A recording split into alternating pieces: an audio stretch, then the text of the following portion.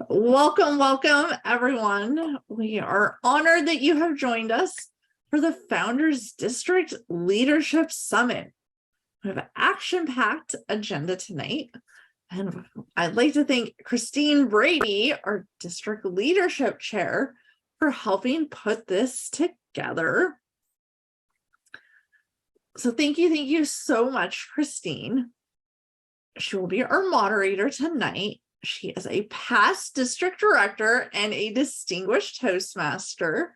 In addition to be moderating tonight, she is our District Leadership Committee Chair, or DLC Chair.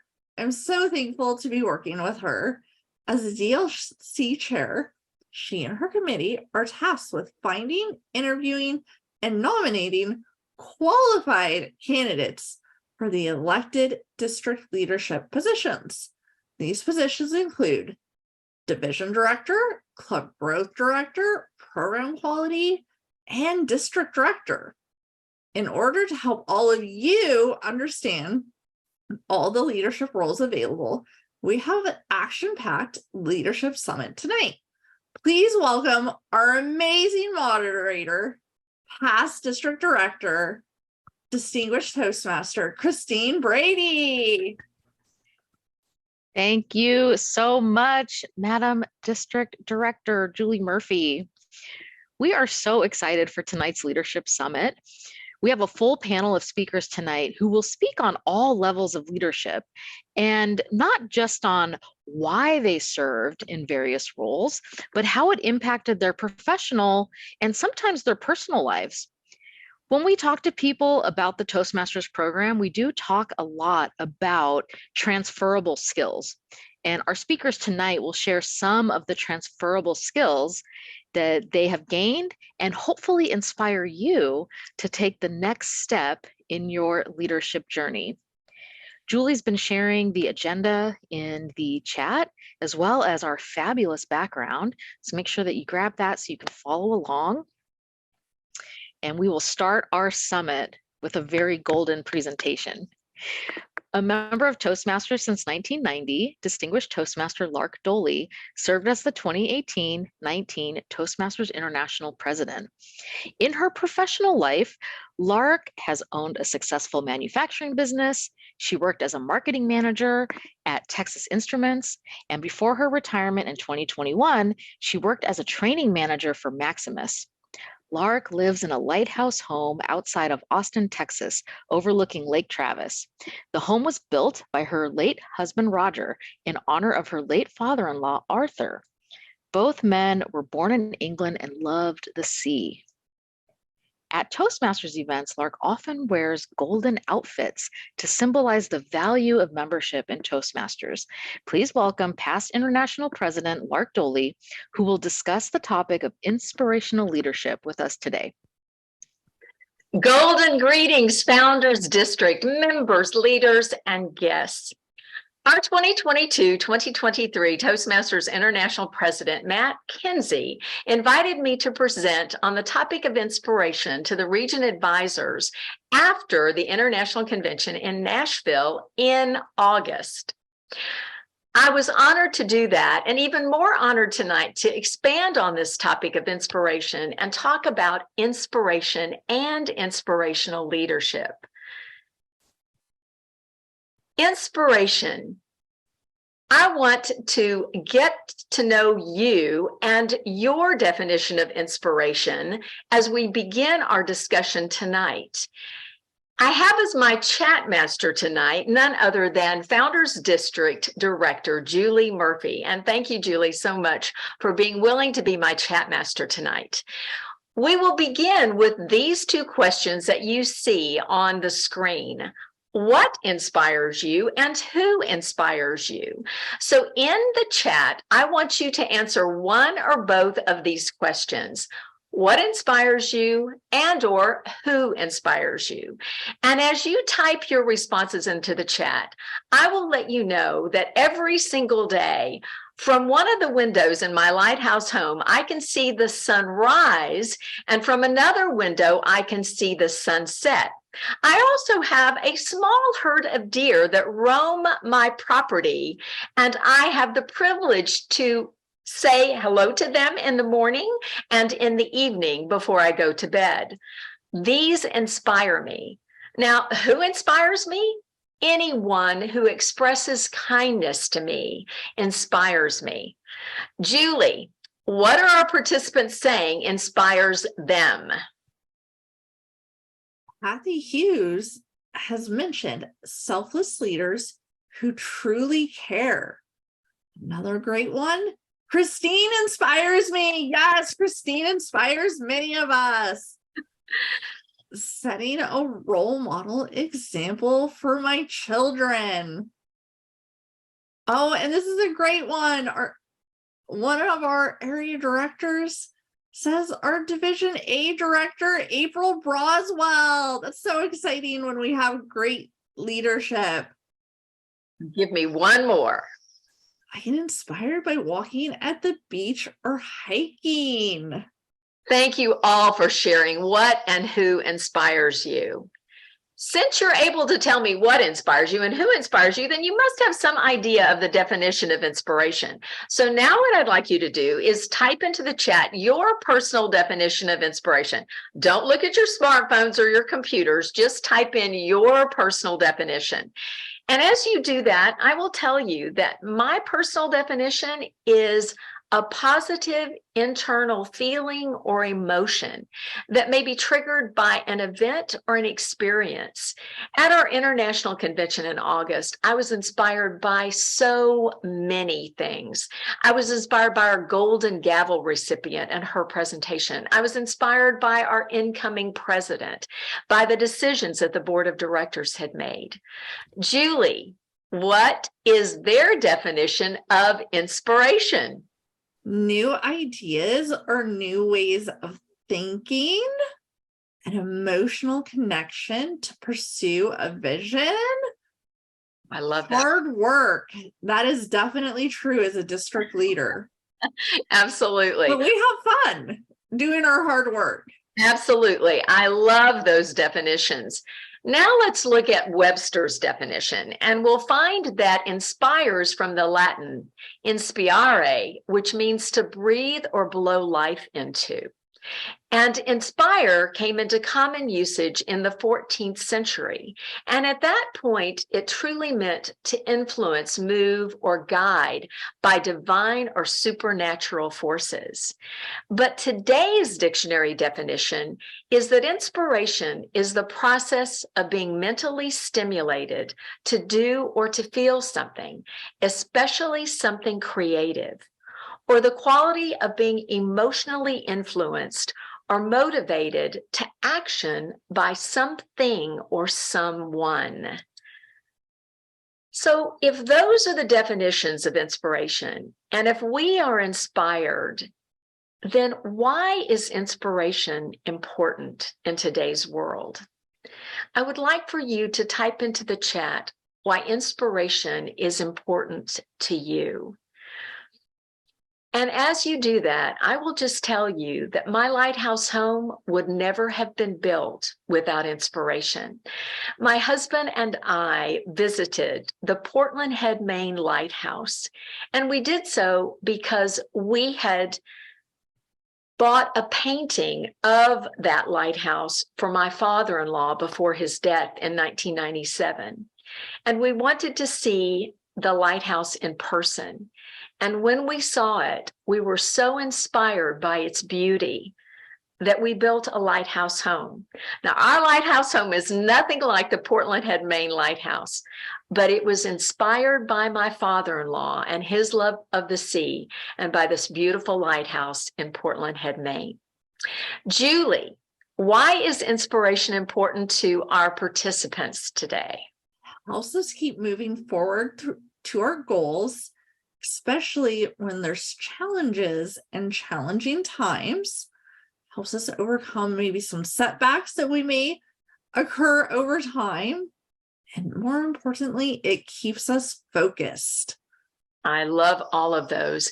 Absolutely. Inspiration can propel us to action, and it can propel us to action even if we don't believe that we can accomplish it. I can tell you that when we decided to build a lighthouse home, we had no idea how to build it, but that inspiration carried us through the tough times and the money that it took to build it. Why is inspiration important? Well, this website, efficiencyandorganization.com, expresses 20 reasons why inspiration is important. It brings out the best in us. Inspiration opens doors to more inspiration. It helps us to see the light during dark moments. It can define our legacy. It gives life and existence meaning. And for leaders and Toastmasters, inspiring others is definitely a leadership skill. That's inspiration, the definition, and why it is so important. How many of you have heard of Simon Sinek? It's good that I see some hands. Simon Sinek is a well-known speaker and author. So far, he's written 5 books, and one of his books is Start With Why: How Great Leaders Inspire Everyone to Take Action. He begins this book with 3 stories. The first story is about Orville and Wilbur Wright, who, without funding, developed a heavier-than-air aircraft and flew it. The second inspirational story is Martin Luther King Jr.'s I Have a Dream speech that inspired the 1960s civil rights movement. And the third story is about the founders of Apple, Steve Wozniak and Steve Jobs, who inspired the personal computer revolution. Those are inspiring leaders. And in this book, he talks about the golden circle. And you can imagine this was important to me. The golden circle. And the golden circle is a model for the prediction of human behavior. And what this golden circle says is that conventional wisdom tells organizations that they should start with what? They should start with the products and services that they offer.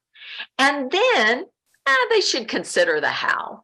They should consider what makes them unique and gives them a competitive advantage. But the why, they really don't need to worry about. Now, what Simon Sinek says is that remarkable organizations do exactly the opposite. They begin with the why, because the why is the reason for being, their purpose. And then they move to the how, their competitive advantage, and then end with the what. Because all organizations know what they do, but why they do it is vital to their success. So Simon Sinek says that if you start with the why, then you will inspire your people instead of manipulating them. Start with the why as leaders. And then he relates it to our brain. And he talks about the limbic system in our brain. And the limbic system controls our feelings, our emotions, and decision making. But the limbic system does not control language. Now, the neocortex, it controls rational thought and language. So now you may understand why it is difficult for us to express our emotions, because the limbic system does not control language. So the limbic system is our why, and the neocortex is our what.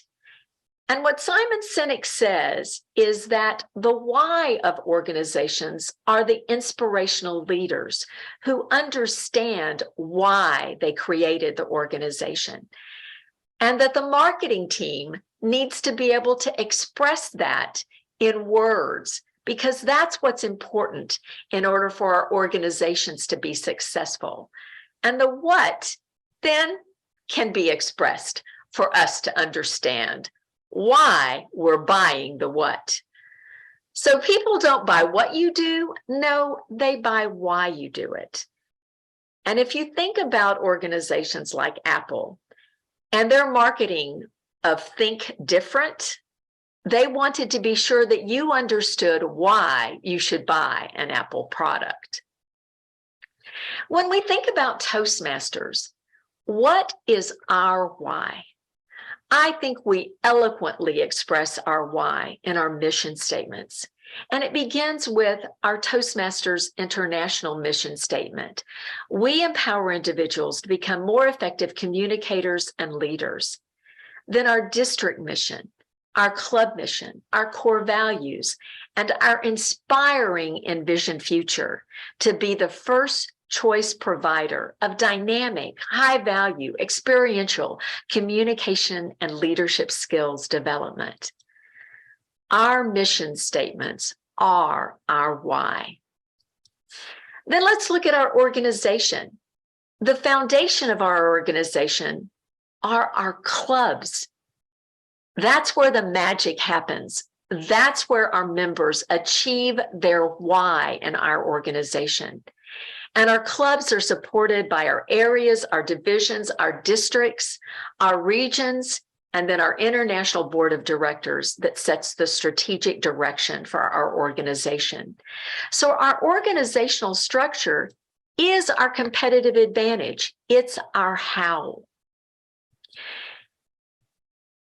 At the beginning of the 2022-2023 Toastmasters year, we had 14,749 clubs and 282,055 members worldwide. This is definitely a reduction in our membership in our clubs since the pandemic, but this gives us a golden opportunity for our future. And when we think about why people join our organization, and how they can achieve their goals in our organization, it's through our Pathways educational program. And in the 2021-2022 Toastmasters year, 115,644 educational awards were achieved. This is our what. So let's think about our why, our mission statements, our how, our organizational structure, and our what, the Pathways educational program that provides the method for our members to achieve their goals in their personal life and in their professional life. That is why we start with why. Now let's talk about leadership in our organization, why we should serve as leaders, and why we should serve as inspirational leaders. Our organization has abundant leadership opportunities, from the club to the area, to the division, to the district, to the region, and to our international directors and officers. What leadership roles have you filled? What have you learned from those leadership roles? Why should others serve in those leadership roles? I want you to think about serving as a club leader. And I assume that most of us on the call tonight have served as club leaders. I want you to type briefly into the chat why anyone should serve as a club leader. Type into the chat why individuals should serve as club leaders. And I will tell you that the Toastmaster Promise says that each of us will serve as club leaders when called upon to do so. But I believe it's for those leadership skills that we learn as club leaders. And in every club leader role, there are competencies that we gain. But Julie, tell me what our participants say about why we should serve as club leaders. It's a great learning opportunity, and we can practice those skills with low risk. I'm going to get fired from our jobs. I'm glad we don't fire people in Toastmasters. Yes, we do not. That. That continued learning experience, this is a great one. It helps you grow while helping others grow. How true is that? That's beautiful. We get to inspire them as we move along our journey. Thank you, Julie, for those. Welcome. Now let's look at the district level. area division director, district committees that we can chair or participate as members, the district director, program quality director, club growth director, public relations manager, administration manager, finance manager. These are all district level roles.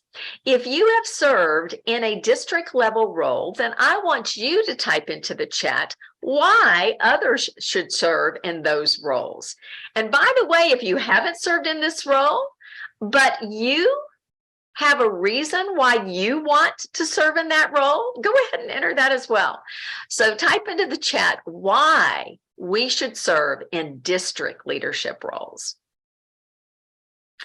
As you do that, I will tell you that, like I think Julie said this at the beginning, when I saw the area director role, I wanted to be an area director.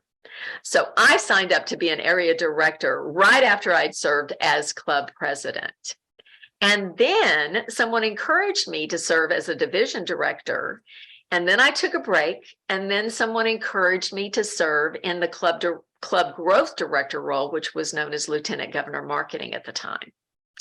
Julie, why have our participants served in district leadership roles? The opportunity to try new skills, which we may not have at our job, but we can apply to our job and our life, inspire the people who have served before them, and inspire those that follow,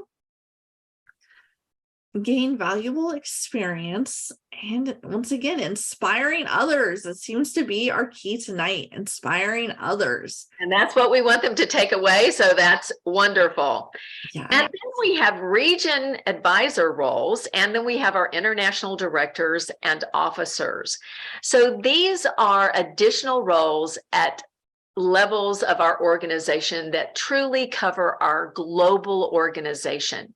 You are going to have the privilege to hear about all of these leadership roles in detail after my presentation tonight. So if you've not served in a region advisor role or an international director or officer role, you will have the privilege to hear about those roles tonight.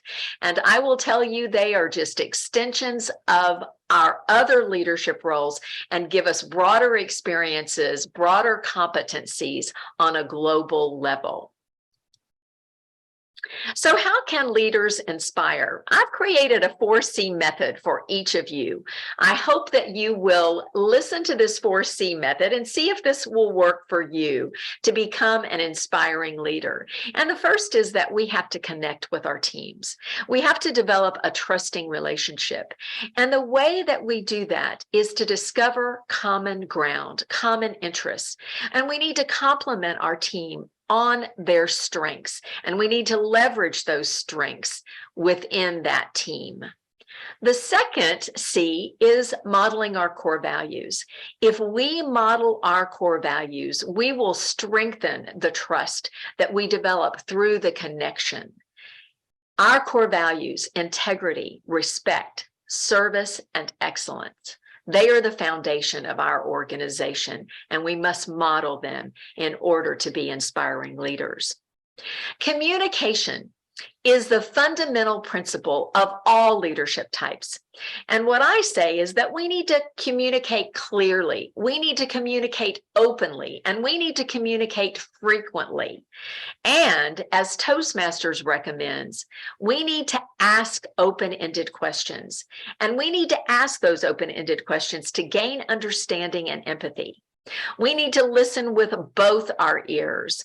We need to think before we speak, and then when we speak, we need to speak thoughtfully and positively. Connect, model the core values, communicate effectively by following these principles. And finally, we need to show that we care about our teams in order to be inspiring leaders. We need to show them that we care through motivation, through encouragement, and through support. Follow these 4 C's, and I believe that you will inspire your teams. But if that's not enough, then I want to refer you to this article, The 7 Secrets of Inspiring Leaders by Carmine Gallo. And this was in the February 2008 Toastmaster magazine. So I hope that you will look up this article because this article is inspiring. It talks about how we need to demonstrate enthusiasm constantly as leaders. Enthusiasm is contagious. Inspiration is contagious. We have to model enthusiasm. We have to model inspiration in order to inspire others. We need to articulate a compelling vision of the future that we want to see, the goals that we want to achieve. And this article talks about Bill Gates' vision. And his vision was putting a computer on every desk in every home. That was his vision for Microsoft.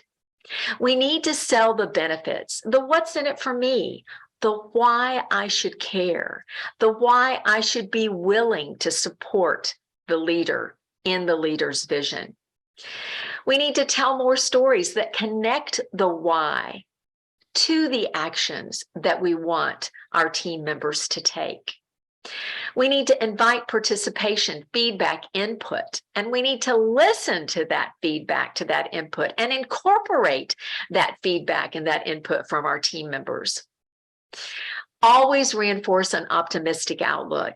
And the article talks about inspiring leaders like Winston Churchill, Martin Luther King Jr., who inspired people, especially when those people were downtrodden. We need to encourage potential. And it talks about Richard Branson, how Richard Branson inspires his team members by complimenting them, praising them. And we need to do the same. These are the 7 secrets of inspiring leaders by Carmine Gallo. Selling the benefits is the why. Inviting participation is the how. And encouraging the potential of our members to become leaders is the what. So what is the definition of inspirational leadership? The definition is that inspirational leadership is driven by values, and ensuring those values are clearly demonstrated in the behaviors of the leader.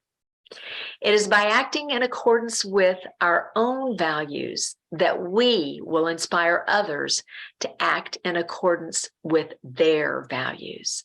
That's inspirational leadership.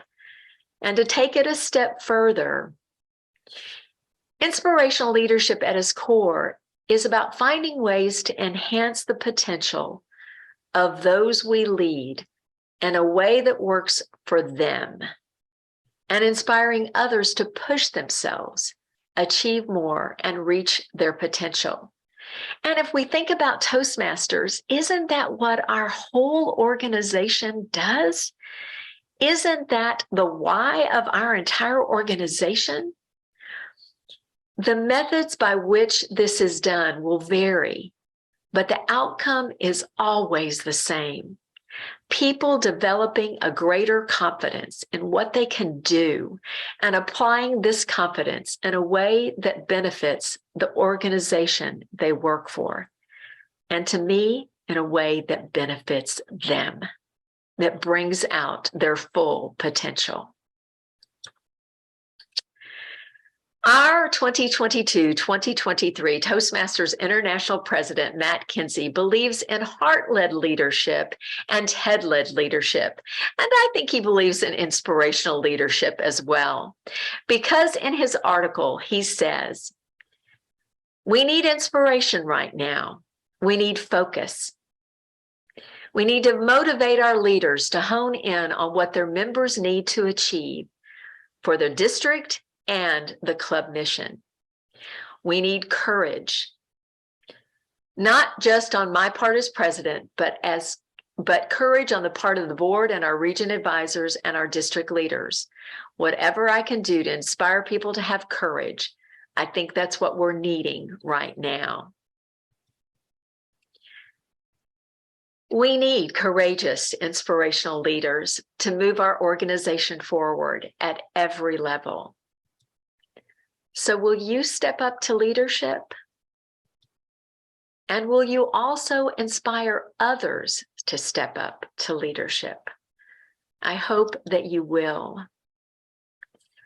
Simon Sinek says, imagine if every organization started with why. Decisions would be simpler. Loyalties would be greater. Trust would be a common currency. Optimism would reign. Innovation would thrive. If we all take some responsibility to start with why and inspire others to do the same, then together we can change the world. And that's pretty inspiring. I want to thank Founders District for inviting me to speak to you tonight on the topic of inspiration and inspirational leadership. This is a photograph of my lighthouse home that would never have been built without inspiration. And I want to thank my golden chat master tonight, Julie Murphy, for her support and for her inspirational leadership. Back to you, Christine.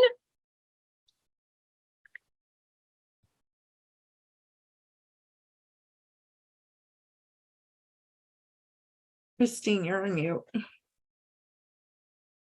I swear I hit unmute. Thank you so much, Lark. That was such an inspiring message, and I hope all of our attendees today feel inspired to step into their next leadership role.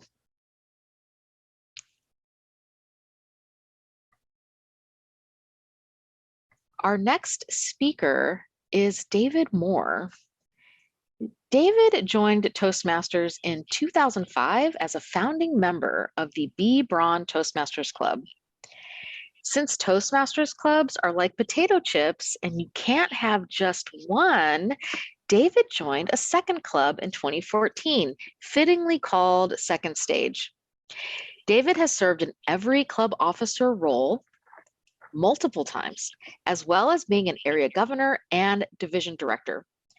David realizes that speaking immediately after past international president Lark Doley, his Toastmasters resume may seem rather slim, but in his defense, David says he's been busy competing in speech contests and serving on various committees with and for me, actually. Tonight, David has been asked with only a little friendly persuasion from me to speak about the role of club president. Please help me welcome distinguished Toastmaster and one of my sources of inspiration, David Moore.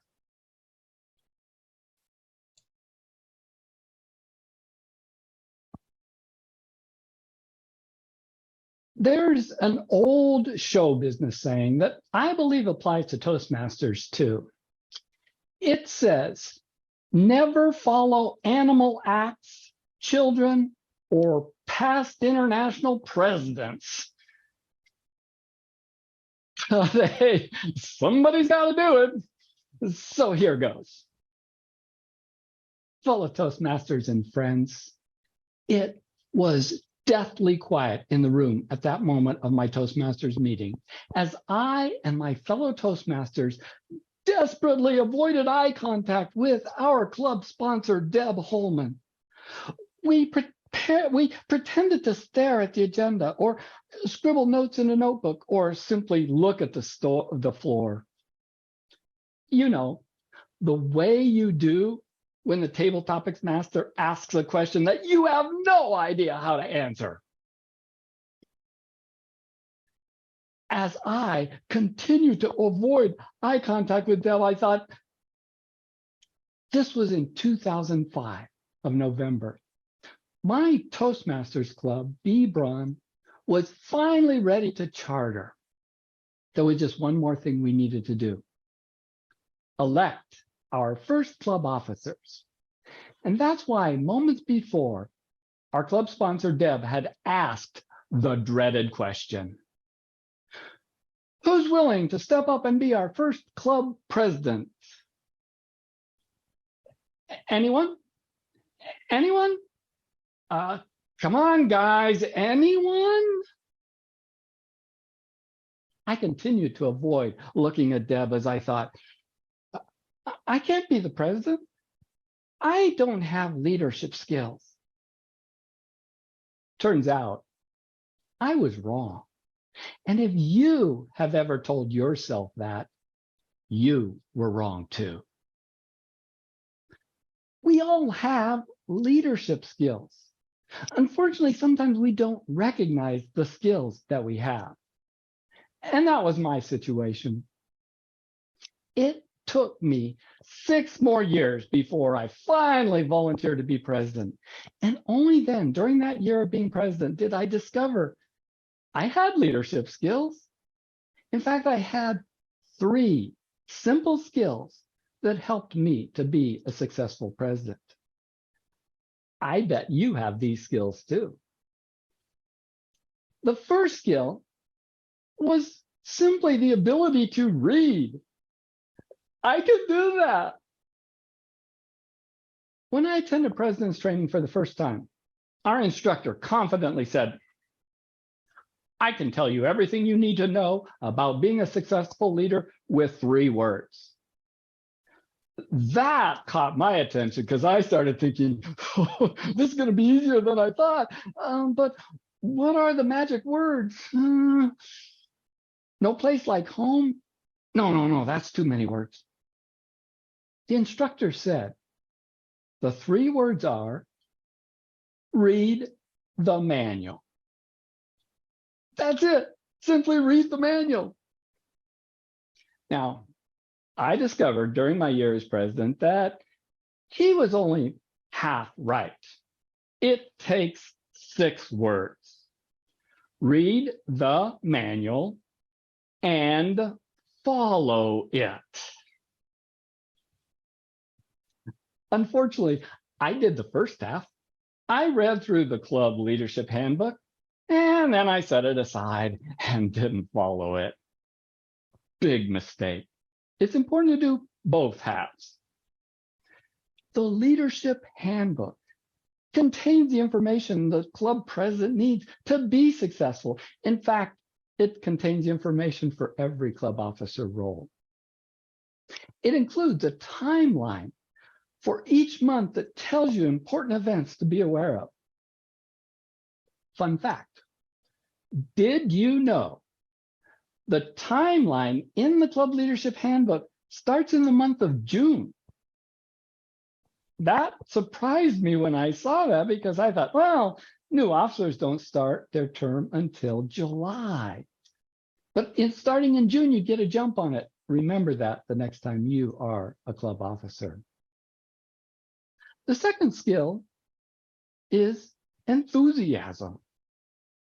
The club president sets the tone for the meeting from the moment they bang the gavel to start the meeting till they bang the gavel to adjourn the meeting, which means they need to lead with enthusiasm and energy.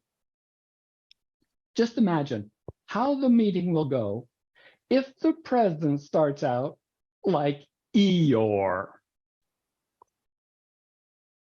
Hello, and welcome to the Winnie the Pooh Happy Time Toastmasters Club. I am excited to be here today.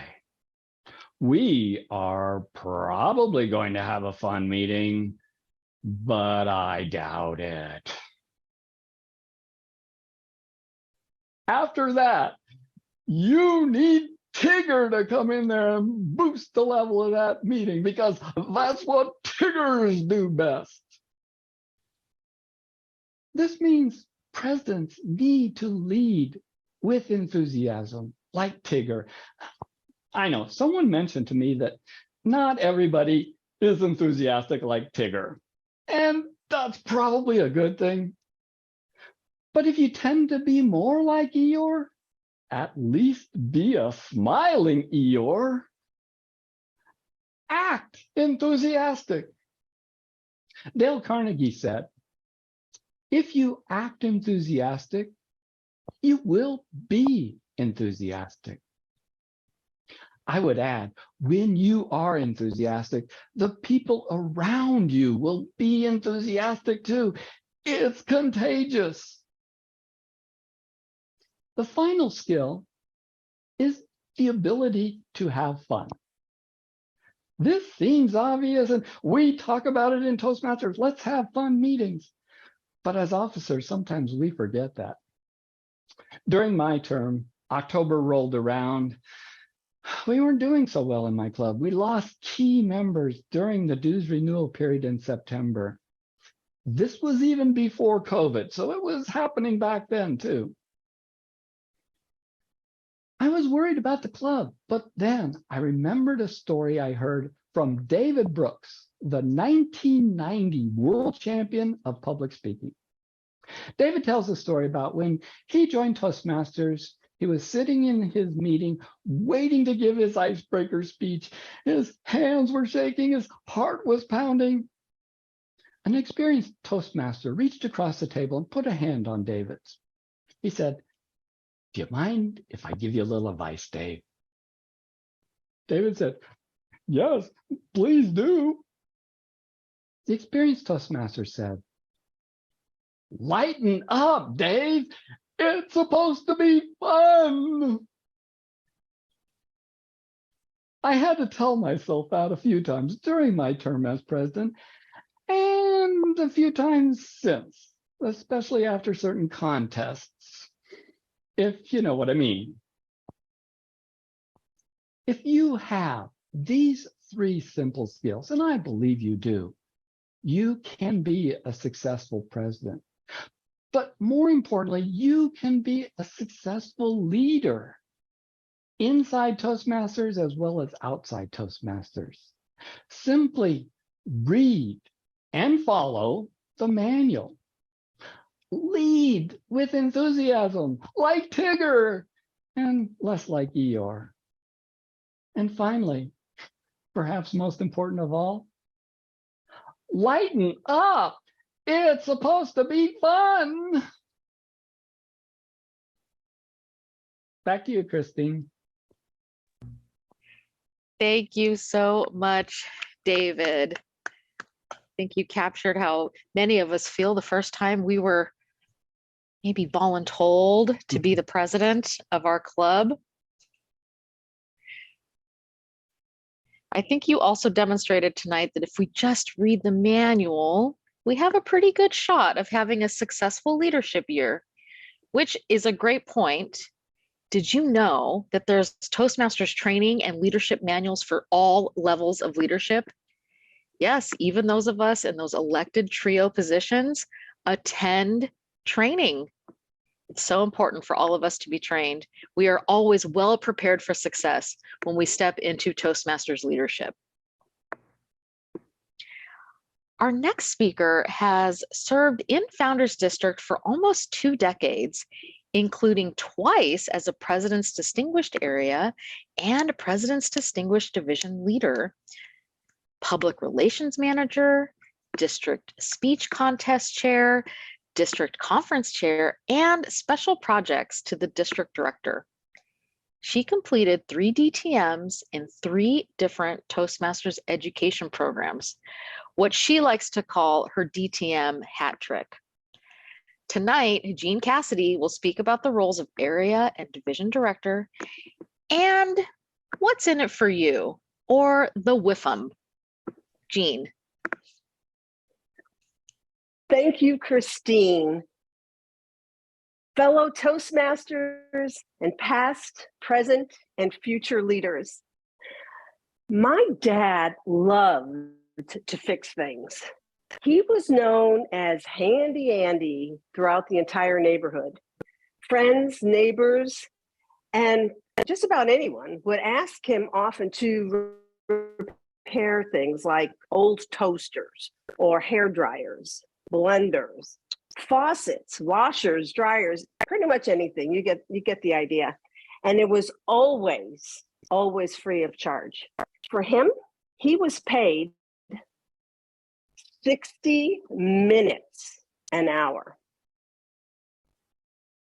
My dad did it for the pure joy of the work and the satisfaction of fixing broken things.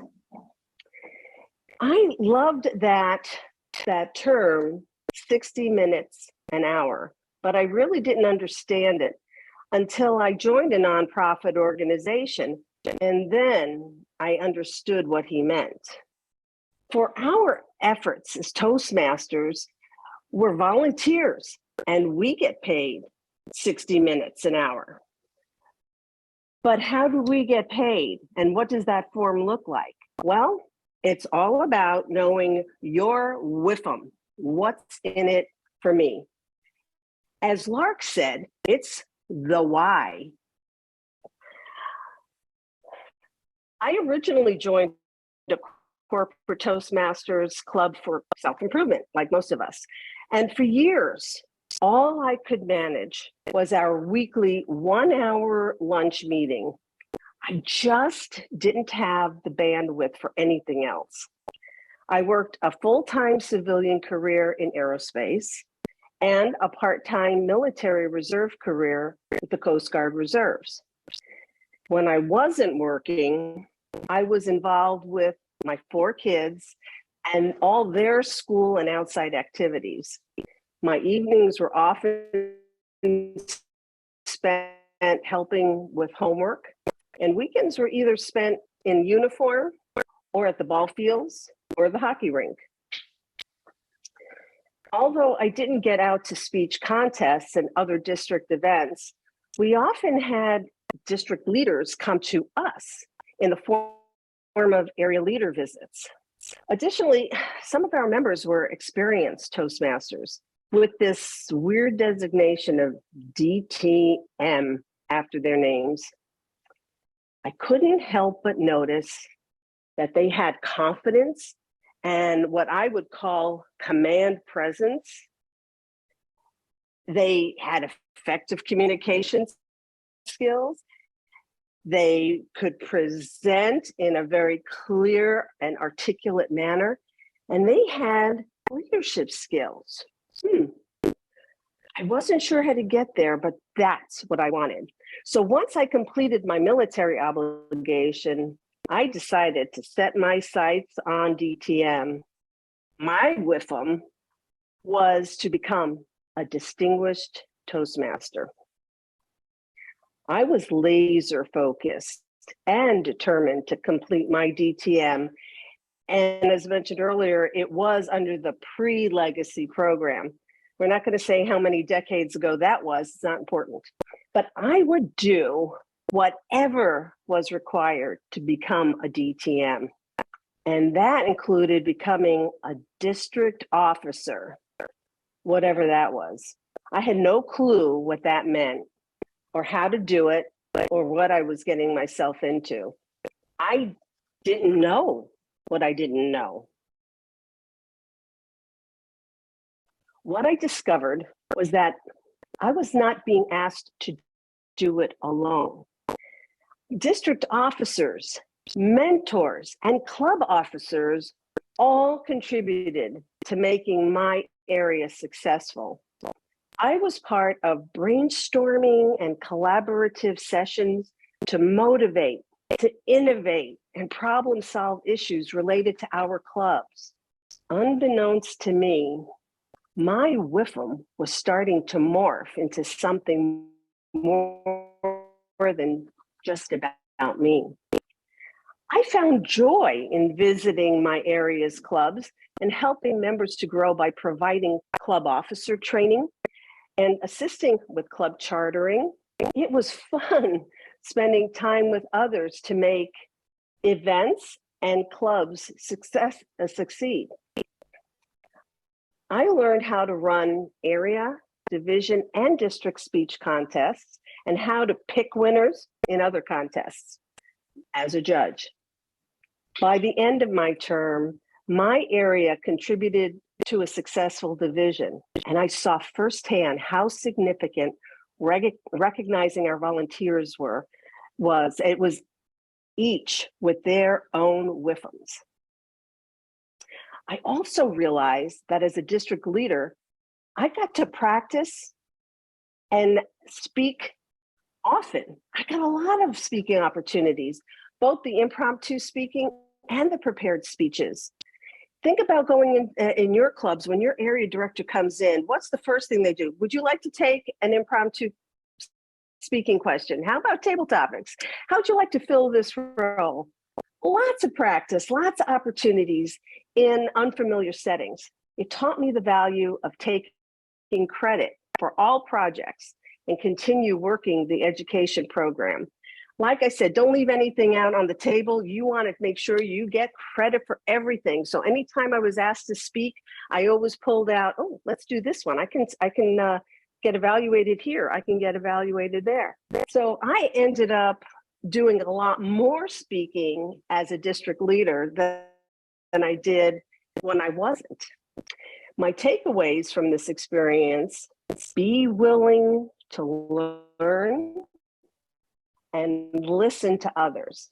Be vulnerable and willing to take risks, and be willing to help others and give of yourself. Part of district leadership planning is identifying successors. My division governor felt that I was the good choice to replace him for the next term. Actually, there was literally no one else who wanted even to be considered, not even just a little bit. And so I became the obvious choice. He continued to ask, to prod, to prompt, to push me into accepting the position. And in the end, flattery worked. If not you, then who?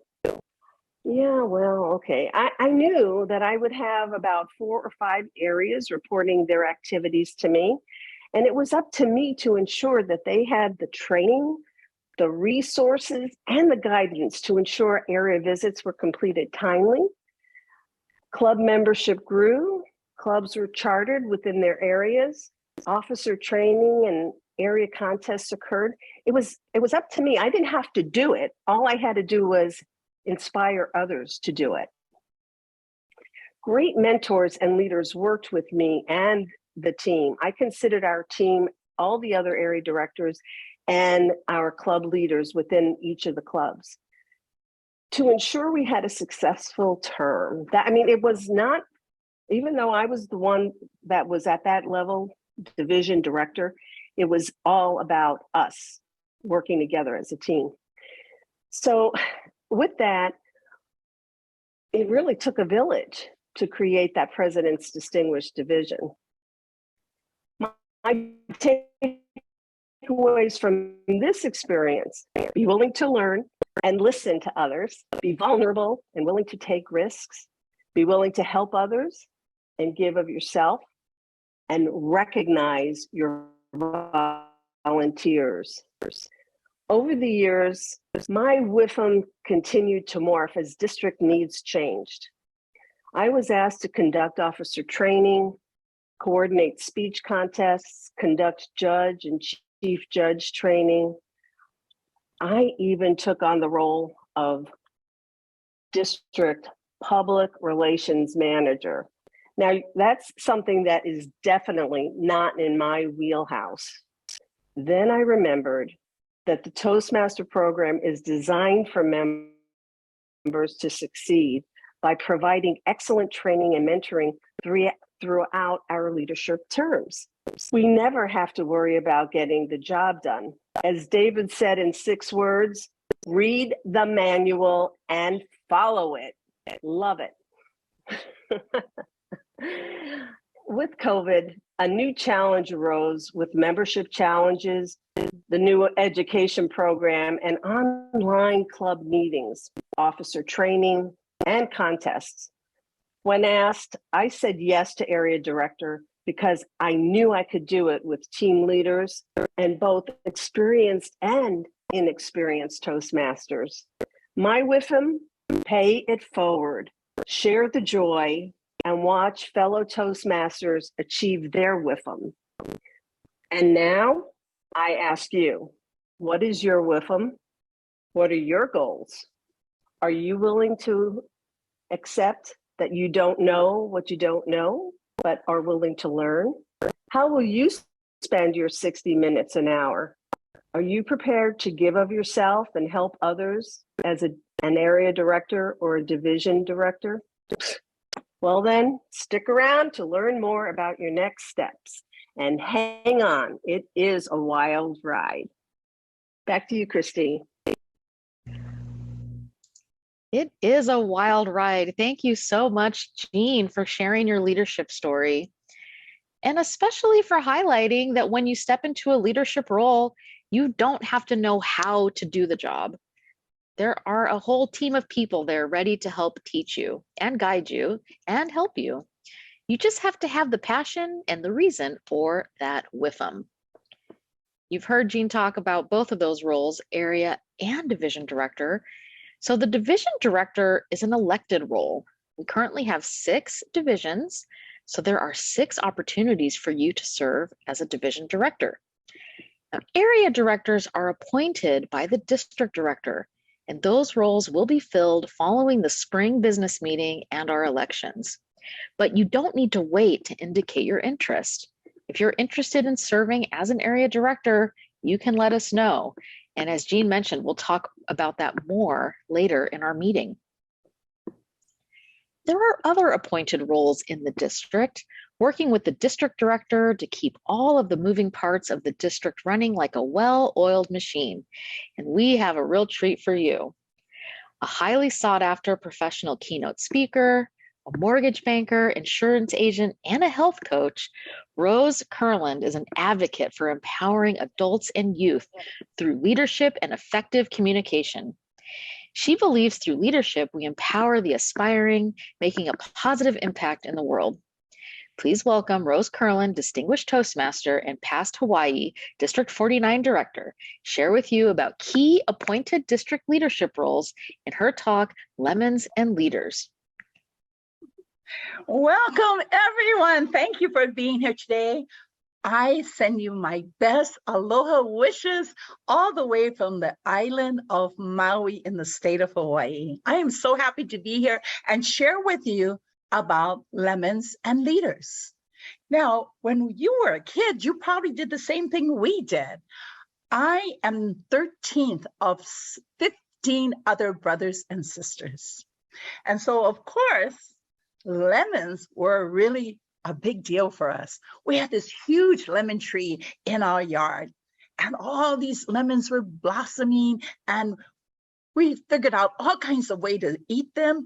But then one day, someone in the family had an idea. So half of us got together and we created what we know today as a committee. But at that time, it was just a bunch of kids, and somebody always wanted to be the boss. It wasn't me, because I was one of the little ones. It was the older brothers and sisters. So we had a boss, and that boss said, these are the rules. We need to have somebody who can organize and structure things. Of course, doesn't that sound sort of familiar of an administrative manager to help the district director organize the success plan?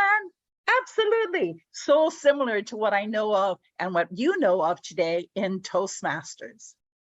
So of course, my baby sister had to be the administrative manager, but at that time, she was known as the secretary.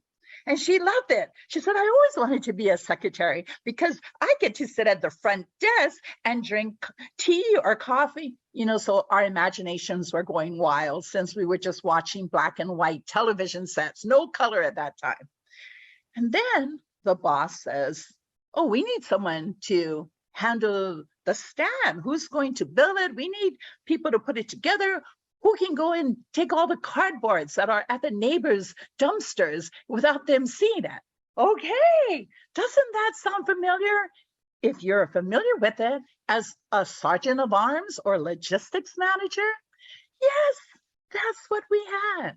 And then, of course, the really big one stepped in. Now, the boss wanted someone really shrewd with numbers, really shrewd about it. How much was it going to cost? And how much were we going to split up these profits?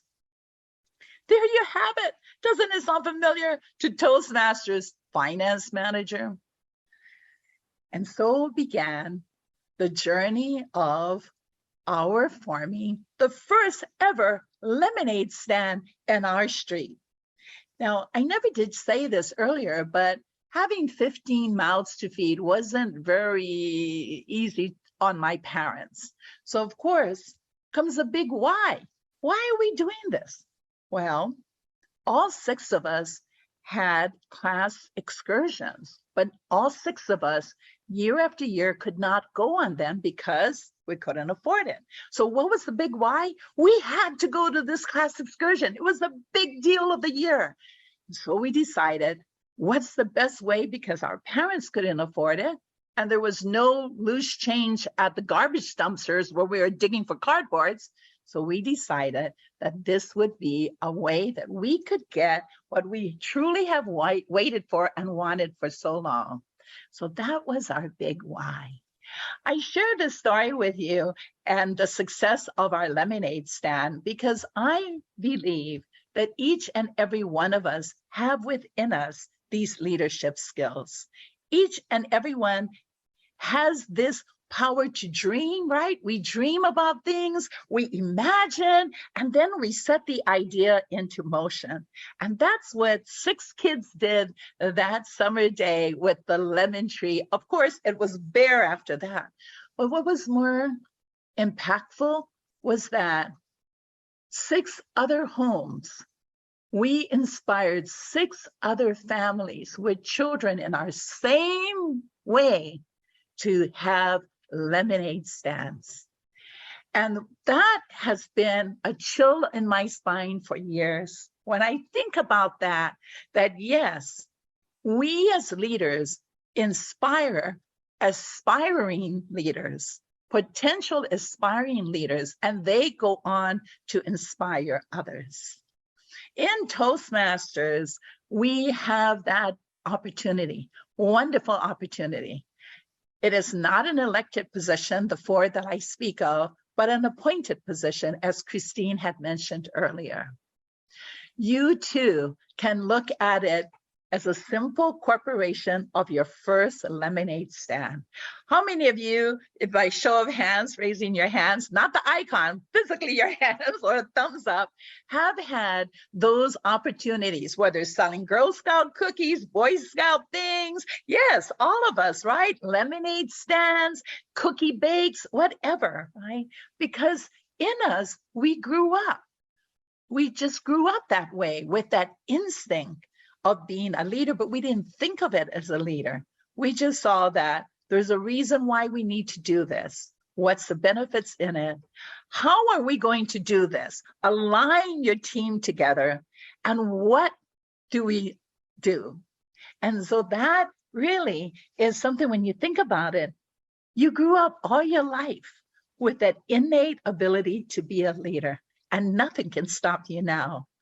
I'd like to share with you that one of my favorite among favorites in leadership was when I was appointed as a public relations manager.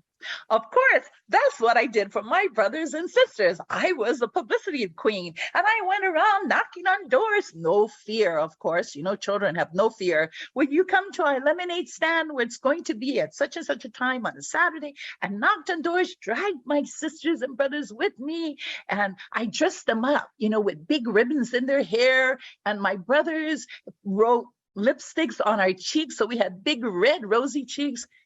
That's the publicity that we did, knocking on doors, calling neighbors. And when we played around the school rink, we would also publicize. And that's what I loved about the Toastmasters role of public relations manager, because it gave me an opportunity to share my voice.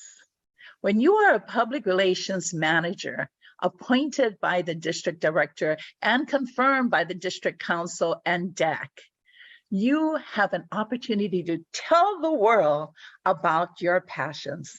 Tell the world how much Toastmasters has done for you and what's in it for them. Why it's so important that they come and visit a club and see the benefits, see the why. What are the benefits in them? Yesterday, I was part of a chartering club, a bilingual chartering club, and we had 21 attendees at the launch virtually. And it was so exciting that I said to them, when I opened the meeting, as the opener, I said, Oh my goodness, let's take a snapshot. We have now charter strength attendance at our first kickoff launch meeting. They were amazed. And then the Toastmaster introduces and says, you see, everyone who signs up here tonight, we will be chartered by tomorrow morning. And so it is exciting how that role as public relations can really help you share the word.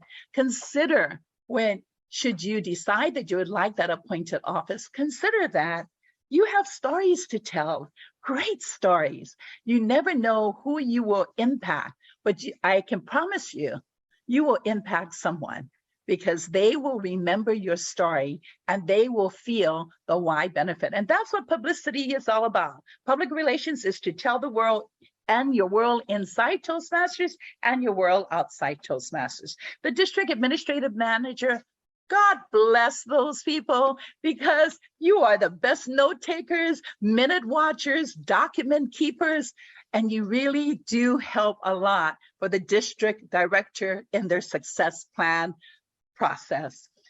The finance manager, you know, we can't live just as my father and mother would say, love, water, and air. So go out there and sell the lemonade. So the finance manager has to be sure that we're in accordance with our budget and it's reasonable. It's fun. You don't have to be perfect in numbers, but it would help if you know that 1 + 1 is not 3.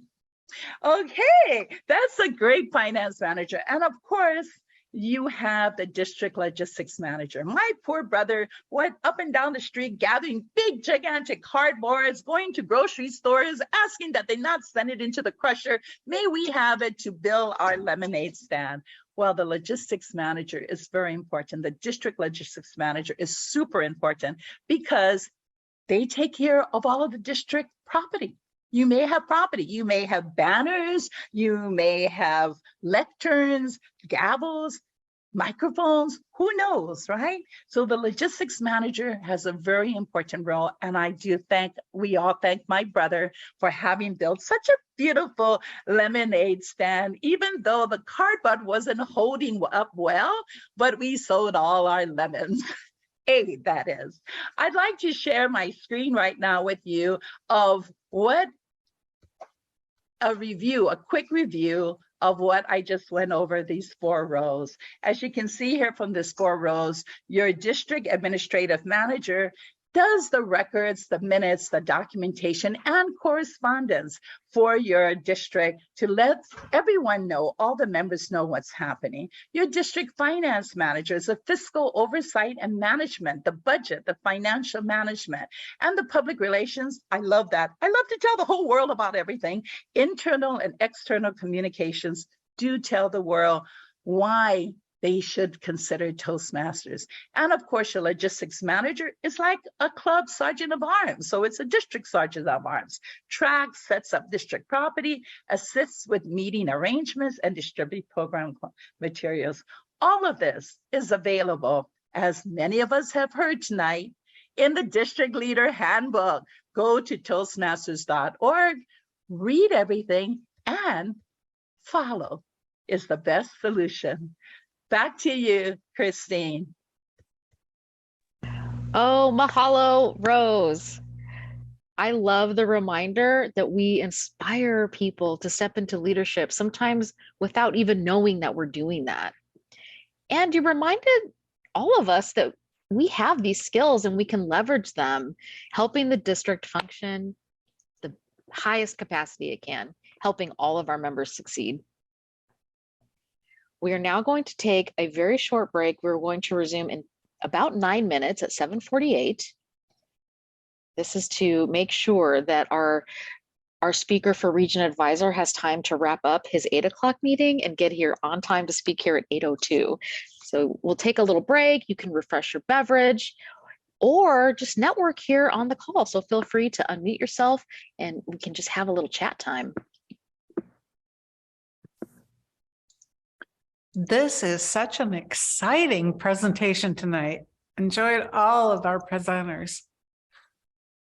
It's been a great panel. It was great putting it together.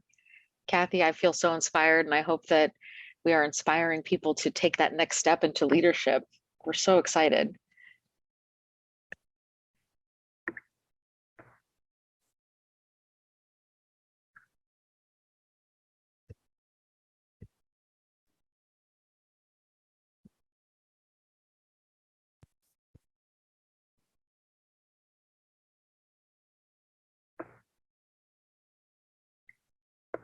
I do just want to give a shout out that we have our District Area 3 Director, Robin Sherrod, here to learn from the Founders District as well. I brag about Founders a lot. Robin, say hello. Hi, Robin. Welcome, Robin. Aloha and Annyeonghaseyo. I'm originally from Hawaii, and now I'm overseas in Korea for a short term. So I bring you greetings from both sides. Thank you for having me. Thank you, Rose, for the invitation. You're very welcome. What time is it for you, Robin? It is Thursday Yep. afternoon at about 12:40 in the afternoon. So you're a time traveler. That's what you're telling us. She's coming to us from the future. Yes, I love it. She's here to tell us Thursday's a great day. Calling. You Yes. are called to leadership. Robin is quite humble, but she just finished chartering a club in her area, and she is now launching a new charter in her area. So, but she's quite humble about that. But thank you, Robin. Thank you, Rose.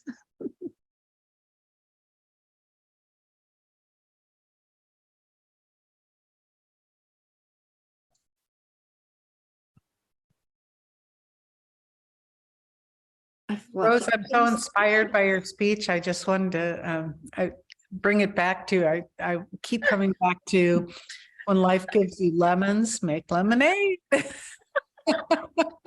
Rose's family truly did. Mm-hmm. And inspiring lemonade stands all up and down the block. Exactly. And hopefully they came to yours because yours That's had to have been the leadership, best. not just salespersonship. Right. I know one of my brothers said, "Hey, we need to get royalties on that because we thought of it." I'm thinking, oh my gosh. The first affiliate selling and business models. That's me, pardon. Yeah, I mean, it isn't until you grow up, right, that you think about, oh, franchising and capitalization, all those things. But at the time, we just wanted to go on our excursion. That was our big why. you know? Right. Makes sense to me. One of the things that we like to talk about in Founders District, because I know some of you are not from Founders District, is chat time. That's an acronym for us, and we call it constructive hanging around time. Because that is really one of the benefits of when you can be in person, is that you have the ability to talk and chat with people. And so I'll tell a story about David Moore.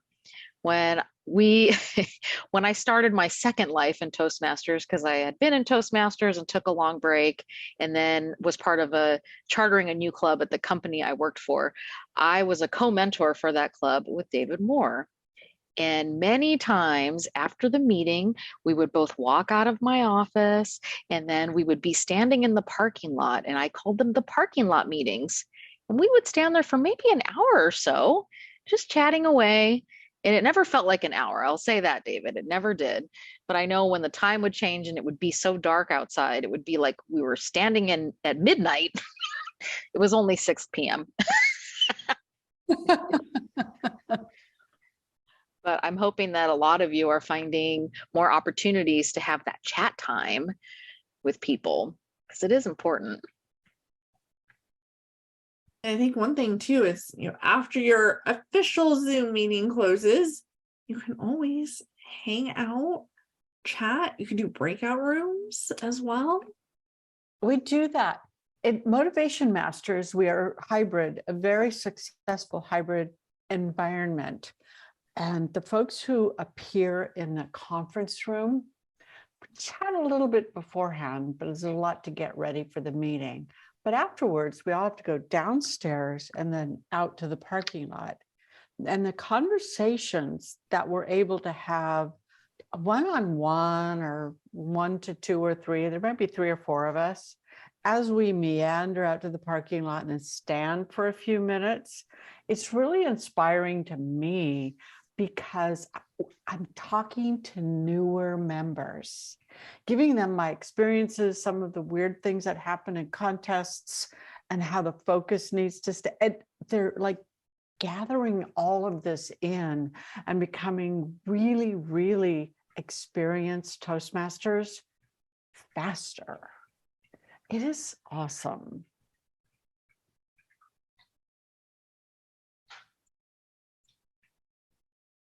Oh, micro mentoring moments. I had one of those with Giovanna was it last Sunday, Giovanna? For our Club 407 meeting. After our meeting, we had some chatting and she was mentoring me on some things. It was just an impromptu mentoring session. It was great. It was great. Those dynamic moments sometimes I think are difficult to create in Zoom.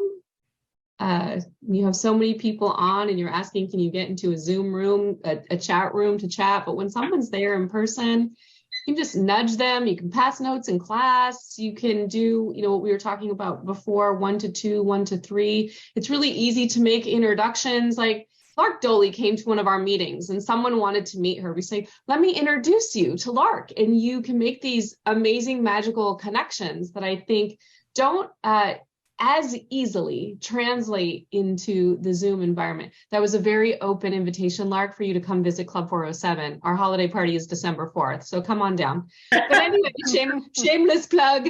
But yeah, it was a great moment to get to chat with Christine because we spend so much time on the board in the doing of things that sometimes we don't get to stop and chat. And those, what we call at work, like those water cooler talks, or all the business is done on the golf course or on the way to the meetings or coming back from the meetings. So many decisions and conversations happen during those times versus during the sense of the meeting. And we got to have one of those moments. Would you please put that information in the chat about your club? Yes, I'm going to chat about it actually in my. I'm going to save the chat. I'm going to post it. Please. I always love saving the chat, and that way I can refer back to it. Yes. Yes. I have a chat story. All right, you have less than a minute, Mary. I love it when I get monitored. I used to be in charge of opening up the church, so I would be at the church at least 45 minutes to a half an hour before anything would happen. I had to move furniture. By the time the meeting was over, I was tired. And Myra Panetta had this phrase, you don't have to go home, but you can't stay here. So what we would do is we would go outside to the parking lot so I could lock the door, clean up the bathrooms and throw out the trash and things like that. When I'd get done a half an hour later, guess who's still out in the parking lot? Franny Stein, Norm Stein, anybody. That's how we got most of our area directors. That's the end of my story. I thought you were going to say Christine Brady and David Moore were out in the parking lot because we probably were. Yes. Good job, Mary. Thank you. Yeah. Okay, I think it is time for us to reconvene. I hope that you all enjoyed your break, that you're inspired to have some chat time the next time you're at an in-person meeting. Our next panelist is a past district governor whose district team achieved Select Distinguished, ranking 9th in the world. She will explore how serving in the trio roles of leadership accentuated career and personal experiences with transferable skills. Please welcome past District 1 Governor, Distinguished Toastmaster, Giovanna Dottore. Thank you, thank you, thank you, and happy Wednesday. There are so many of you that I got to connect with last night. So I had to change up my speech for today, so you weren't hearing the exact same examples. I didn't realize there'd be so many of you, so I hope I don't bore you with some of these pieces from yesterday. But when you get into what some districts call the trio roles, that district director, that program quality director, the club growth director roles, that's really a time of transition. That's where you get to be in what we would call in corporate America, the C-suite. Those chief positions, chief executive officer, chief training officer, chief marketing officer, that's where you get to really elevate. And it's an opportunity for you to get to really see yourself as a leader, as an influencer. In 2010, when I was promoted to head the retail business for Mattel, our outlet business, it was a fantastic opportunity. But I had no retail experience whatsoever. I always worked in an office. And at the time, I reported to a male vice president. I was the only female direct report. I was the youngest of the 6 direct reports, the lowest in rank, and managed a business that nobody cared about. It was literally a pimple on an ant's behind on the scheme of the planet. And my boss called me kiddo.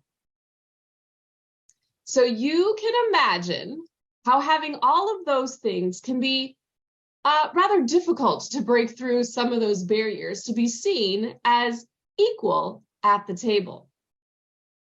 Now, having just been elected to district director or district governor back then, actually, and served in Trio, served as an area governor, there were a lot of things that I already had going for me. Completing several HPL projects, leading conference teams of 100 or more.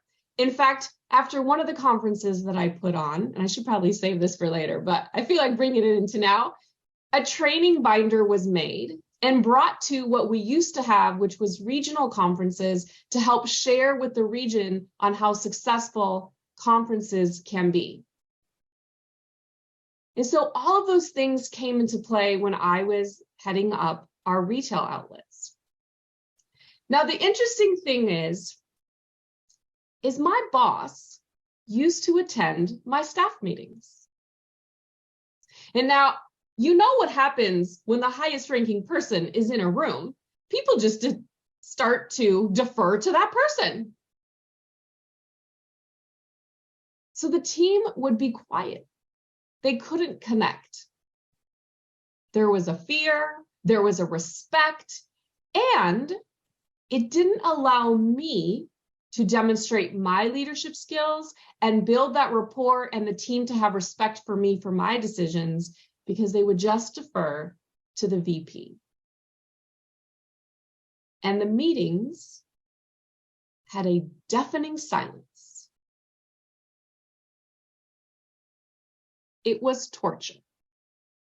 He was a VP, wicked funny, incredibly smart, super intimidating. And so naturally, they just deferred to him all the time. And employee participation was stifled, and my leadership growth and ability to truly lead and demonstrate what I could do was definitely stifled. And on top of that, he always wanted to be the last speaker, like he was some headliner in a concert, and like people were coming to hear him in a staff meeting. And so I always had to factor that in, what we were going to say, and make sure that he and I were always aligned before my staff meeting, because we could never show that there was conflict between us. We always had to hack that out beforehand. But luckily, using my mentor that I spoke about yesterday, and I know in Founders District, we talk a lot about helping hands. So my helping hand was my mentor. In role playing, how do I have an honest conversation with him? How do I see myself as a leader? I'm leading the District 1, 135 clubs, 3,000 members, right? That's nothing to sneeze at. We had goals to lead as well. Remember, our mission ultimately, is empowering individuals to become more effective communicators and leaders. Not some people, not a few people, not people who rank below us or who are equals, even influencing those who might outrank us. And that takes some serious courage, people, because in that area, your job is on the line. The paycheck is on the line, not just for me, but for my team. So that conversation isn't just about one-on-one, how it may reflect me. It's a reflection of the whole team as I'm representing. And so during one of my one-on-ones, I had my courage, armed with my helping hand mentor's words in the back of my head, to have the conversation. And wouldn't you know it, I still got nervous. And I just kind of blurted out, are you going to still sit in my staff meetings? Because the guy didn't go to anyone else's staff meetings just fine. And so the short story is, after some discussion, he stopped going to the staff meetings. And it really allowed not only my team to better connect and share their ideas, but it allowed me to grow and help the team understand they got to take direction from me and we can connect that way. But I'd love to tell you that it stopped there, because my boss's wicked sense of humor and joker side always came out and never let me live it down and said, you kicked me out of your staff meetings. And so luckily he and I had a great relationship that I didn't take offense to it. But if you didn't know that about him, it could be tough to take. But I will tell you, he never called me kiddo again. And so when you are in these trio positions, you really get an opportunity to step up your leadership if you choose or not. But those transferable skills, oftentimes the things that you can't touch, you can't see that on your dashboard, right? On your district leadership reports, how many clubs were chartered or paid, or how many membership, those measure your impact. How effective are you being? But sometimes those courageous choices that lead to building confidence, those things are tough to measure. We don't tend to reflect on them as much, but they are huge wins. That's what we're here to do in Toastmasters, not to be good at it. And so we'll take a look at each of those three roles. So as you went from club president, we talked about area and division, and now you're ready to move into one of those C-suite roles. And it starts with club growth director. It is truly a magical position, because if there was ever one that really talked about the district mission on chartering clubs and supporting clubs in excellence, this is huge. You get to impact two of those major critical success factors for the district on paid clubs and membership payments. And my offer to you is this: if you enjoy connecting people with opportunities, if you enjoy paying it forward, and I'm going to venture to say you do, because I've been watching the chat and what you're sharing. I'm listening to what we were sharing during the break, and you each seem to have a passion for helping others succeed. And so when you embrace the ultimate Toastmasters mission, which is empowering individuals to be effective communicators and leaders, you get to spread the benefits of Toastmasters. 100%, that is your role, rolled up in a nice little bow. And the way you do that is through your teams having the launch meetings, researching leads, like who out there doesn't have a club. And I'll tell you, I hear things like our districts here are saturated. And I was sharing this with District 52. Look out your window. From my office window, I can point out several corporations who still don't have Toastmasters clubs. By the way, they didn't 10 plus years ago when I was a district governor, and they still don't to this day. And that's within walking distance from my office. We're not saturated. Right? So simply look out your window. There are plenty of opportunities. You'll work with a club extension chair that will help you do it. You will not be alone. In fact, now is a great time to share that when you get into those trio roles, you not only have TI trainings that you'll get to attend, both live virtually, webinarily, if that's a word, that'll be the new word of the day. But you will also have peer calls, right, with your region advisor. Well, that will help you with training materials, both for yourself and leading the district. But you also have something, if you heard during the break, called Club 407, the Past District Governors and Directors Club. The prerequisite to be in this club is to be a current member of the trio, or at least a past district governor, director, or above. And the sole purpose for this club is to support district trios in their mission of the district, as well as becoming Smedley distinguished. All of the speeches, all of the mentoring, all the chats, all the live one-on-one mentoring is to support you. You are not alone. Those are your additional extension helping hands. And it's really an amazing, amazing opportunity. April has visited many times. I put the link in the chat. Feel free to come visit us. But I will say our holiday party is going to be a little bit different. So come back in January. But moving on. So that's really your club growth director, right? That's business development. If I were to give it in outside terms, like how are we growing this beautiful experience we have in Toastmasters? Then we move into program quality director. And this was my favorite role of all. I always feel like an outcast because I often hear people say that area director was their favorite. Program quality, it was Lieutenant Governor Education and Training at that time, was my favorite and still is my favorite. From the moment I started becoming more aware of opportunities outside the club, I knew that education and training would be for me one day. And in fact, I actually skipped division and skipped club growth and went straight to program quality director, Lieutenant Governor Education and Training. My motto is I'm a feisty Sicilian who lights people's fire for connection. And that is what training is all about. Putting on the conferences, the LACE program, judges training, contest training. You really are looking to understand what are people's goals?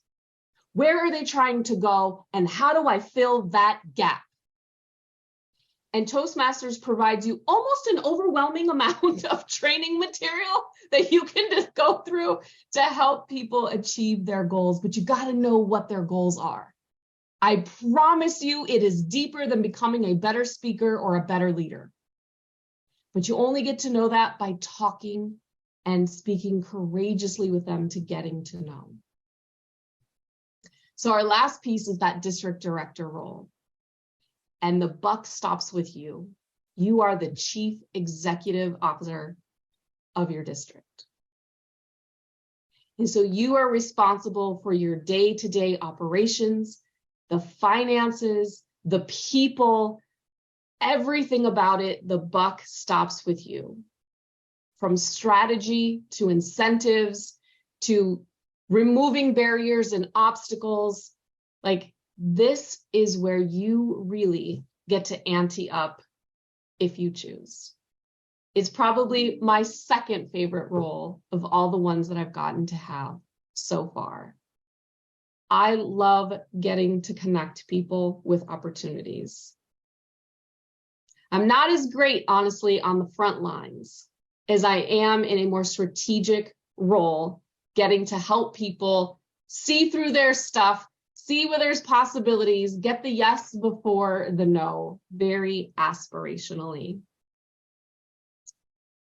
The district director truly has an opportunity. And so I have a red card, but I'll share you with this one little closing story. You guys heard it yesterday.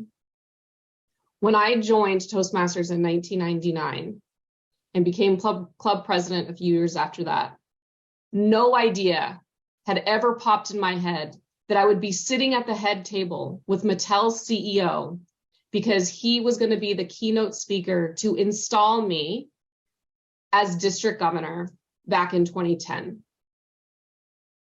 To courageously send an email to the head of your company, inviting him to say, will you be the speaker? On a Saturday, he took off his golf day to come and speak to the district about why he believes communication and leadership skills are important.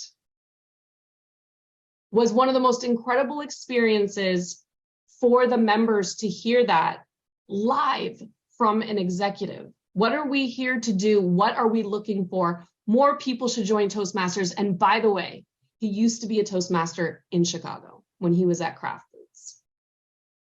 And so you never know how you can leverage your role to get access to other opportunities that might be helpful for you. So choose more courageous steps, level up. This is your C-suite opportunity, and know that you have plenty of helping hands to help you do it, should you choose. Thank you, Christine. Thank you so much, Giovanna. You know, your stories really highlighted that our leadership roles in Toastmasters do transfer into our professional and personal life. I would say for me, serving in the trio helped me as well. You know, I had the confidence to communicate to the general manager and region managers in my company, because in my Toastmasters leadership life, I was their peer, right? If I was district director and he was general manager, I felt that we were peers. I was able to speak courageously. I love that so much. Thank you, Giovanna. Now, those leadership opportunities do not stop at the district level. There are opportunities beyond our district. Just like in the district at Toastmasters International, there are both appointed and elected positions. Those elected positions include the international directors, second VP, the first VP, the president-elect, and the president. We also have appointed leaders serving as region advisor. And when you talk to people serving in those roles, many of them started just like us, serving in club officer roles and venturing into area and division director. While they credit those roles with preparing them to take on higher roles with more responsibility, they never imagined that one day they would be serving at that high level of leadership. We can't dream if we don't recognize those opportunities in front of us. And our next two speakers are here to help us dream a wild leadership dream. Our next speaker credits his recent promotion, as well as his success in the new role, largely to the skills he learned and sharpened in Toastmasters. Please help me welcome, to speak about the role of Region Advisor and the skills needed to be appointed, past Region Advisor and Distinguished Toastmaster, Mark Lucas. Thank you very much, Christine. What is a region advisor? What's a region? How many people know what a region is in Toastmasters? Let me get this so I can actually see everybody rather than my face. Okay, so a few folks know what a region is.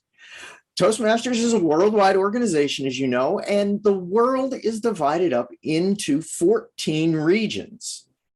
Each region has one international director from that region. Harold will speak about that. And then each region has one or two region advisors. And region advisor is basically area director on steroids.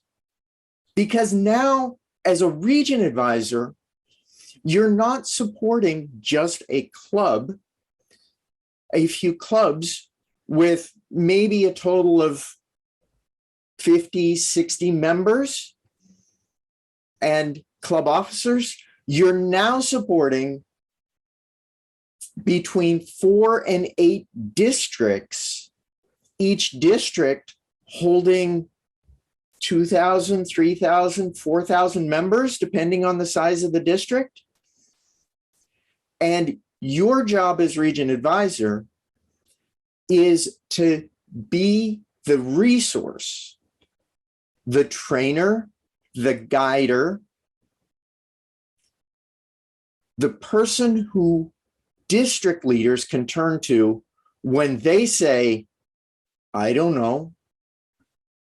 And because we're all Toastmasters, because we're all learning in every role we take, that I don't know is going to come up. It always does. If you're in a leadership role now, whether that's at the club level, the district level, or beyond, my experience tells me that at some point you have or you will say, I don't know. and you have to turn somewhere for that answer. Region advisors are the resource for district leaders to provide those answers.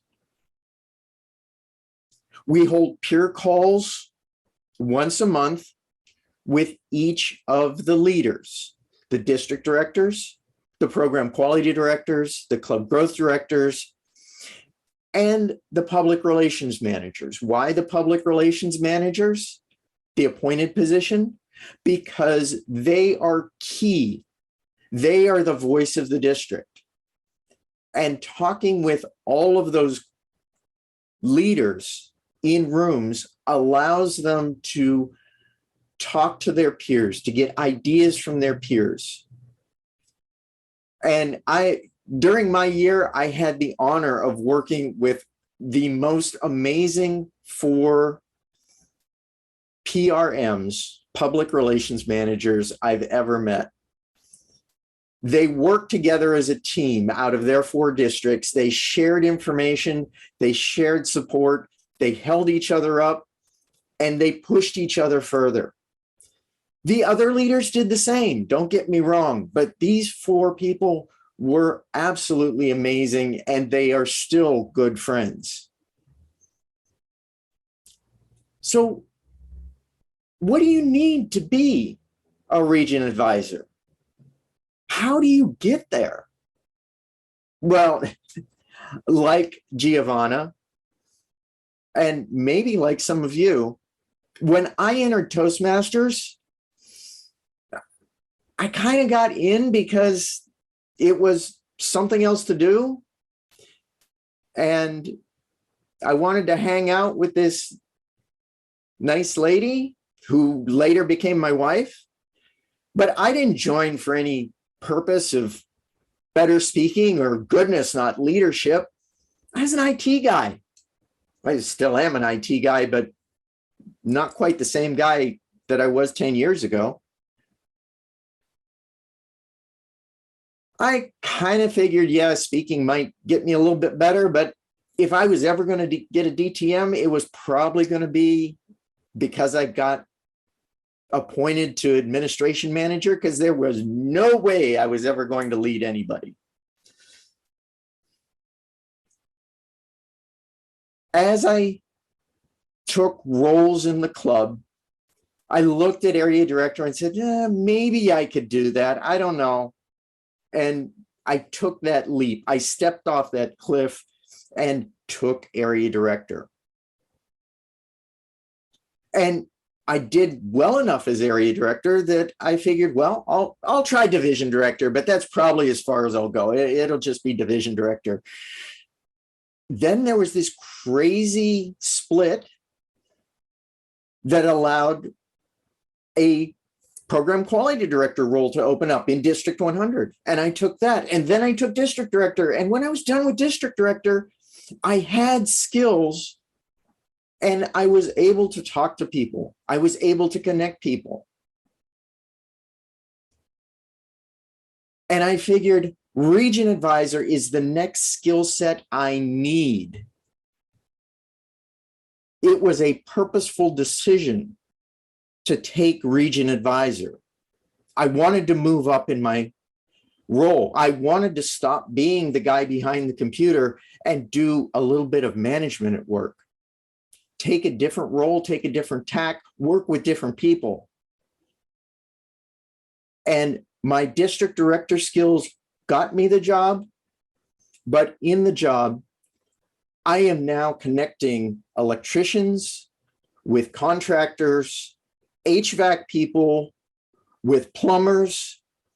They all are working to keep my server room alive, well, and healthy. And that keeps the Caltech campus where I work alive, well, and healthy and communicating with the rest of the world. Because I now have those skill sets. And region advisor, working at that level, especially working on Zoom. I was region advisor for Region 1, which is Northern California, Nevada, Utah, a little bit of Idaho. Working with those wonderful people and gaining the ability to connect people, to answer questions, to find solutions to problems, and working with my fellow region advisors around the world to come up with solutions for all of our districts gave me skills that I could find no other way. Region advisor is my favorite position. And when you reach district director, consider your next skill set and consider region advisor. Christine. Thank you so much, Mark. I love that. Area director on steroids. It's true. You talked about it. Exactly what the area director does is what the region advisor does. Be the resource, the trainer, the guider, the person that the trio turns to. Yes, absolutely. Area director on steroids. And like you, at one point, I said to myself, division director is it for me. But little did I know at that time that I would go all the way to district director. Each leadership role provides opportunities to develop valuable skills and make a difference. If you want to make a significant difference in Toastmasters, our next presentation will share why the international director role might be the right one for you. Our presenter, Harold Osmundson, is a past international director and an enthusiastic member of 12 years. Harold served on the Toastmasters International Board of Directors from 2020 to 2022. He pursued the role to make a difference during challenging times. It was exactly where he wanted to serve during the pandemic. Please help me welcome Harold Osmundson to present on the International Director role. Thank you very much, Christine. And I want to thank Founders District for hosting and for this opportunity to share this evening. I'd also like to thank the participants and the presenters and congratulate each of you on excellent presentations. The bar just keeps getting higher and higher throughout the evening, and now I'm just trembling with nervousness. And I want to thank everyone for being here and taking an interest in Toastmasters leadership. You really do make a huge difference by being here and continuing your journey. I'll tell you a little bit of a story as I get started in talking about the international director role. And this might feel like a century ago, but back in 2019, I declared my candidacy for the international director role. And I had no idea what I was doing at that time, but I know I wanted to contribute for the greater good. It was a time of challenge back then, and I believed I could make a difference by sharing my perspective. Now, little did I know or anyone else know that a global pandemic was less than a year away. And little did we know that our challenges as an organization and as members and leaders really would multiply by the time of our election in August of 2020. And yet that made my service as international director even more of an honor over the last 2 years. It was exactly where I wanted to be, and it was exactly where I wanted to be in a time of challenge and need. I wouldn't change a thing about my service. It was what I signed up for, and it was an opportunity to make a difference when I think a difference was needed. So today, I want to talk a little bit about the international director role, the valuable and transferable skills that you can gain from it, and how the journey ahead can prepare you for it, if that's of interest. I think that if you care deeply about Toastmasters and you want to make a global difference, the international director role should be part of your leadership journey. So first, let's talk a little bit about the role itself. So to serve as an international director is to serve on the board of directors of Toastmasters International. And the board is that governing body and is the ultimate authority in Toastmasters International. And as a board member, you can serve, or you have a responsibility to serve the interests of the clubs and the members who elected you. Put it in another way, you have a responsibility to protect and direct the organization, to exercise a duty of care and loyalty to the organization and the members, and a duty of obedience to ethics and law. Serious responsibilities. Throughout your service on the board, you'll participate in board meetings, in committees, and other projects. And throughout that time, you get an opportunity to share your perspective, your voice, and your vote on key decisions and policies that will guide the organization not just for the next few months or the next year, but for potentially many, many years ahead. You will make a significant impact on the entire organization. And you'll also discover a lot about yourself in just that year-long campaign that will lead up to the election. And I will tell you this, if nothing else, that campaign experience is worth it. I learned so much about myself. I grew in the process, and I wouldn't trade it for anything. So here's a couple of things additionally. Mark previously just talked about the region advisor role, and we are not in competition with each other, but there are a few differences between the international director role and the region advisor role. First, the international director role is a little bit more of an indirect leadership roles. You primarily lead yourself. So it's not hands-on leadership where you're maybe directing others or providing kind of hands-on leadership to others. The region advisor will be a little bit closer to that role. Often as a board member, you're going to lead through policy decisions and other decisions that will affect the entire organization. That's a little bit different for a lot of us when we step out of district leadership and into the board. The next is the scope. Of course, you're always concerned about the present and the next year, but many of our decisions go further into years ahead, and sometimes we don't see our decisions actually take effect for years to come. And the horizon is often much more strategic or long-term. Again, we're going to be concerned about, let me say that another way. We're looking at things beyond a region or a district, but looking at the entire organization. And that really is great if you're looking at the significance and the impact that you can make in the director role. A little bit more of a different thing here is also the international director role. I would say about 80% of it is behind the scenes, while 20% is probably in the public. And that can be different for a lot of us if we step into it. But if you care deeply and you want to make a global impact, I think this has to be part of your journey. So in thinking about my journey, it helped me develop some really critical skills and refine them. The number one skill by far was decision-making, learning to make difficult decisions, to understand why they were necessary, and to also be disciplined to stand by them, even if the reaction maybe initially wasn't popular. It takes a little bit of guts here to make the decisions that we're all a little bit uncomfortable about, but we know that they're necessary. Similar to that, we learned to think critically about proposals and recommendations to figure out what's best. When I found that I didn't like something initially, I had to go look at that from the other side to say, what's the value in it? What am I missing here? Another thing is to speak up when you disagree. At times we'll disagree with something, and on important issues, we have to speak up to let our voice and our perspective be known. We have a duty to do that. And even if we're in the minority position, it's okay. We have to speak up. People will respect us, even if the votes don't go our way, or if we find it was just our position alone. It's okay. I also learned to be very disciplined and prepared for all meetings and all events. That helped me throughout. A final item that I didn't appreciate in the very beginning, but you learn, is to be very appreciative of diversity and cultural awareness. Our board members are from all over the world, that's guaranteed.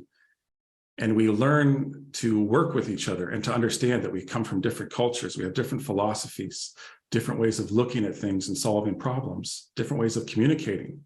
And learning to work with each other productively is a great transferable skill that will only help us in the years ahead as we become more and more global and a little bit more connected throughout the world.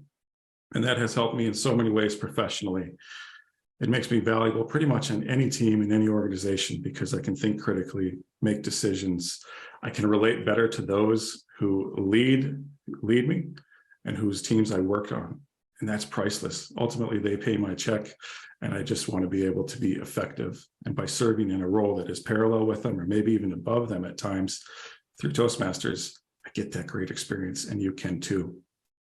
All I would say in terms of preparing ourselves for these roles ahead, no matter what, is just do your current role or your next role with excellence, not perfection, just excellence. The best you can, one step at a time. Learn and let each role and its challenges help you and help develop you. Take the setbacks and the disappointments as they come. They're an important part of the journey, and it's okay. You know, ultimately, leading is a great honor, and I hope you enjoy it. So whatever your next step is, enjoy it. Take the next step. and I wish you the very best of luck in the journey ahead. Good luck, go make a difference. And it might be a little bit early to say this, but happy holidays. Thank you, Christine. It's never too early to say happy holidays, Harold.